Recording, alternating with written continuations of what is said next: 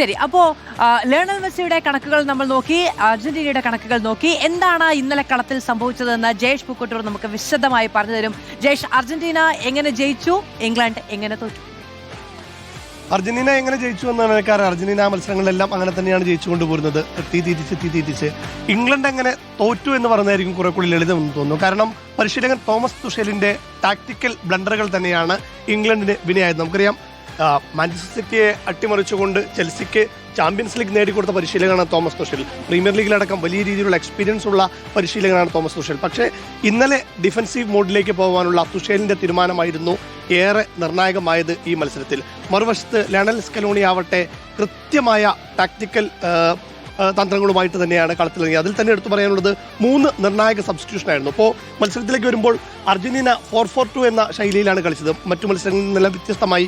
അതായത് ഇംഗ്ലണ്ടിന്റെ വേഗമേറിയ അറ്റാക്കേഴ്സ്, അതായത് ഹാരി കെയ്നും ബെല്ലിംഗ്ഹാമും അടക്കമുള്ള ഇരട്ട അറ്റാക്കേഴ്സിനെ മുന്നിൽ കണ്ടുകൊണ്ട് 4-4-2 4 ഡിഫൻഡേഴ്സിന് ഒരു പ്രതിരോധ പാളി എന്ന നിലയ്ക്ക് തന്നെയായിരുന്നു 4 മിഡ്ഫീൽഡേഴ്സിനെ ഒരുമിച്ച് നിർത്തിയത്. ഒപ്പം തന്നെ ജൂഡ് ബെല്ലിംഗ്ഹാമിനെ ഏത് രീതിയിൽ പൂട്ടുമെന്നായിരുന്നു നമ്മൾ കഴിഞ്ഞ ദിവസം ചർച്ച ചെയ്തത്. അതിനുവേണ്ടി അവർ വേഗം കുറവുള്ള പ്രായത്തിന്റെ അസ്ഥിതകൾ കാണിക്കാറുള്ള ഡീപോളിനെ മാറ്റിക്കൊണ്ട് സിമിയോണിയെ ഇതാദ്യമായി ഫസ്റ്റ് 11-ൽ കളിപ്പിച്ചു എന്നുള്ളത് തന്നെയാണ്. സിമിയോണി കൃത്യമായിട്ട് തന്നെ ഏൽപ്പിച്ച ദൗത്യം കൃത്യമായി ഇദ്ദേഹം ചുമതലയേറ്റുകയും ചെയ്തു. നിർണായകമായ 3 സബ്സ്റ്റിറ്റ്യൂഷനുകൾ. അതിൽ തന്നെ എടുത്തു പറയാനുള്ളത് പരഡസിനെ പിൻവലിച്ചുകൊണ്ട്, പരഡസ് ഗംഭീരമായിട്ട് തന്നെ കളിച്ചു എന്ന കാര്യത്തിൽ തർക്കമൊന്നുമില്ല. പക്ഷെ പരഡസിനെ പിൻവലിച്ച് നിക്കോ ഗോൺസാലസിനെ കളത്തിറക്കിയ തന്ത്രം. നിക്കോ കൃത്യമായിട്ട് പകരം വന്ന നിക്കോ ഫ്രണ്ടിലേക്ക് വളരെ കൃത്യമായിട്ട് ഓടുന്നുകൊണ്ട് നിക്കോ വന്ന ശേഷമാണ് അർജന്റീനയുടെ ആക്രമണങ്ങൾക്ക് വലിയ രീതിയിലുള്ള മൂർച്ച വന്നത്. ഒപ്പം തന്നെ സിമിയോണിക്ക് പകരം ഡീപോളിനെ കളത്തിലിറക്കിയതോടുകൂടി ഡീപോൾ തലങ്ങും വിലങ്ങും ബോൾ എത്തിച്ച് ഗംഭീരമായിട്ട് തന്നെ മുന്നേറ്റത്തിന് കൃത്യമായി പന്തെത്തിച്ചു. അർജന്റീനയുടെ കൗണ്ടറുകളെല്ലാം സിറ്റ് ബാക്ക് ചെയ്തുകൊണ്ടുള്ള കൗണ്ടറുകളെല്ലാം തുടങ്ങിയത് ഡീപോളിൽ നിന്ന് തന്നെയായിരുന്നു. മറ്റൊന്ന് ഒരു ചൂതാട്ടം എന്നൊക്കെ വേണമെങ്കിൽ പറയാമായിരുന്നു. നിക്കോള ടാഗ്ലിഫിക്കോയ്ക്ക് പകരം, അതായത് ഒരു വിങ് ബാക്കിന് പകരമാണ് അദ്ദേഹം ലൗത്താരോ മാർട്ടിൻസിനെ സെൻട്രൽ സ്ട്രൈക്കറെ കൊണ്ടുവരുന്നത്. ഈ പൊസിഷൻ നോക്കൂ, ഇവിടെ നിന്നാണ് ഇങ്ങോട്ടൊരു പ്ലെയറെ കൊണ്ടുവരുന്നത് എന്നുള്ളതാണ് അതിലേറ്റവും പ്രത്യേകത. ആ താരം തന്നെ, അതായത് ഒരു വിങ് ബാക്കിന് പകരം വന്ന ലൗത്താരോ വിജയഗോൾ അടിച്ചു എന്നുള്ളത് തന്നെയാണ് സ്കലോണിയുടെ ടാക്ടിക്കൽ ബ്രില്യൻസ് എന്ന് പറയുന്നത്. മറുവശത്താകട്ടെ ഡെക്ലാൻ റൈസിനെ പോലെ കൃത്യമായിട്ട് സെറ്റ് പീസുകൾ മുതലാക്കാൻ കഴിയുന്ന, പ്രത്യേകിച്ച് ഇംഗ്ലണ്ടിന്റെ ഉയരം കൂടിയ താരങ്ങൾക്ക് കൃത്യമായി പന്തെത്തിക്കാൻ കഴിയുന്ന ഡെക്ലാൻ റൈസിനെ പിൻവലിച്ചതടക്കം വലിയ രീതിയിലുള്ള ടാക്ടിക്കൽ ബ്ലണ്ടറുകൾ തോമസ് തുഷേൽ ചെയ്യുകയും ചെയ്തു. നമുക്ക് ആദ്യത്തെ ഗോൾ വന്ന വഴിയിലേക്ക് തന്നെ നോക്കിയാൽ മതി. കൃത്യമായിട്ട് ഗോർഡനും അതുപോലെ തന്നെ മോർഗനും തമ്മിലുള്ള കൃത്യമായ ഒരു അണ്ടർസ്റ്റാൻഡിങ്ങിലൂടെയായിരുന്നു ഗോൾ വരുന്നത്. ഗോർഡൻ ഒരു 1 ടച്ചിലൂടെ തന്നെ ആ ഗോൾ സ്വന്തമാക്കുകയും ചെയ്തു. പിന്നീടാണ് അർജന്റീന തിരിച്ചടിക്കുന്നത്. നമുക്കറിയാം, ആദ്യത്തെ ഗോൾ വഴങ്ങിയപ്പോഴൊന്നും അർജന്റീനയ്ക്ക് ഒരു തരത്തിലുള്ള ആശങ്കയും ഉണ്ടായിരുന്നില്ല.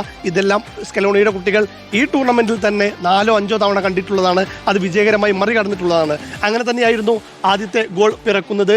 എൻസോ നിരന്തരം പിക്ഫോർഡിനെ ട്രൈ ചെയ്തുകൊണ്ട് ലോങ് ഷോട്ടുകൾ തീർക്കുകയായിരുന്നു. കാരണം ബസ് പാർക്കിംഗ് ഡിഫൻസിലേക്ക് ഇംഗ്ലണ്ട് കടന്നപ്പോൾ അവർക്ക് പഴുതുകളിൽ ഉണ്ടായിരുന്നില്ല ഉള്ളിലേക്ക് കയറാൻ വേണ്ടി, പിവോട്ട് ചെയ്ത് കയറാൻ വേണ്ടി. അങ്ങനെയാണ് എൻസോ നിരന്തരം ലോങ് റേഞ്ചുകൾ ഉതിർത്തുകൊണ്ടിരുന്നത്. അതിലൊരു ലോങ് റേഞ്ചർ മെസ്സിയുടെ അസിസ്റ്റിൽ നിന്ന് ഗോളാവുകയായിരുന്നു. രണ്ടാമത്തെ ഗോൾ എന്ന് പറയുന്നത് അത് കൃത്യമായിട്ട് മെസ്സിയുടെ കയ്യൊപ്പ് പതിഞ്ഞത് തന്നെയായിരുന്നു. കൃത്യമായിട്ട് ലയണൽ മെസ്സി റൈറ്റ് ഫ്ലാങ്കിലേക്ക് മാറുന്നു. ഫ്ലാങ്കിൽ നിന്ന് മഗ്വേയും ഒപ്പം ജോൺ സ്റ്റോൺസിന്റെയും നടുക്കായിരുന്നു ലൗത്താരോ മാർട്ടിനസ് ഉണ്ടായിരുന്നത്.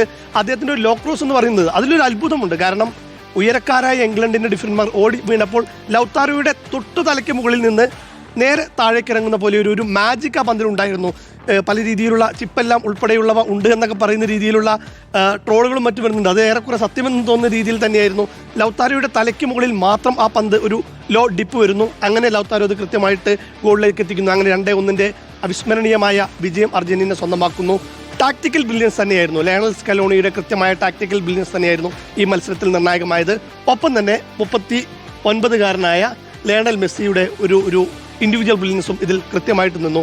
എങ്ങനെയായിരിക്കും അതിൽ പ്രത്യേകിച്ച് എടുത്തു പറയാനുള്ളത്, ലയണൽ മെസ്സിയെ പൂട്ടാൻ ഏതറ്റം വരെയും പോകുമെന്ന് തോമസ് തുഷേൽ പറഞ്ഞിരുന്നു. ഹാരി കെയ്ൻ, പലപ്പോഴും ഹാരി കെയ്ൻ ഗോൾ അടിക്കേണ്ട ഹാരി കെയ്ൻ ലയണൽ മെസ്സിയുടെ പിന്നാലെ നടക്കുന്ന കാഴ്ച കണ്ടു. അതുകൊണ്ട് തന്നെ അവർക്ക് മുന്നേറ്റത്തിലേക്ക് പോകാൻ കഴിഞ്ഞില്ല. ലയണൽ മെസ്സി കുറെ കൂടി മിഡിൽ നിന്നൊന്ന് മാറി റൈറ്റ് ഫ്ലാങ്കിലേക്ക് തിരിഞ്ഞപ്പോൾ ലയണൽ മെസ്സി കൂടുതൽ അപകടകാരിയായി, കൂടുതൽ സ്വതന്ത്രനായി. അങ്ങനെയാണ് അദ്ദേഹം 2 അസിസ്റ്റ് നേടുന്നത്. ആകെ 4 അസിസ്റ്റും 8 ഗോളുകളുമായി ഗോൾഡൻ ബോളിലേക്കും ഗോൾഡൻ ബൂട്ടിലേക്കും അദ്ദേഹം ഒറ്റയ്ക്ക് മുന്നേറിക്കൊണ്ടിരിക്കുകയാണ്. അപ്പോൾ ഉറക്കം എന്ന് പറഞ്ഞവരൊക്കെ ഇന്നലെ വീട്ടിൽ പോയി കിടന്നുറങ്ങി എന്നതാണ് അതിന്റെ ഒരു യാഥാർത്ഥ്യം. ശരി.